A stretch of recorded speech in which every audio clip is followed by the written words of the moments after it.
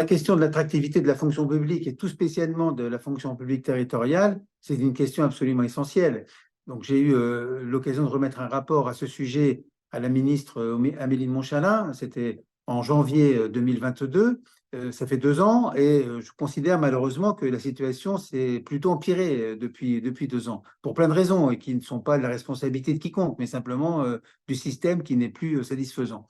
Donc, il y a énormément de leviers à actionner pour accroître à nouveau l'attractivité de la fonction publique territoriale. C'est absolument essentiel parce que c'est notre capacité, et notamment dans les communes, à exercer et à fournir le service public du quotidien qui est en jeu.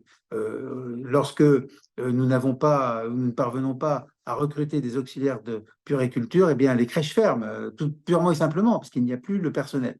Et donc, il y a un enjeu essentiel. Et je pense qu'en effet, nous pensons, les employeurs territoriaux, qu'en effet, toute une série de mesures, au-delà des mesures statutaires de rémunération, qui sont absolument essentielles aussi, mais toute une série de mesures peuvent participer à l'attractivité de la fonction publique territoriale.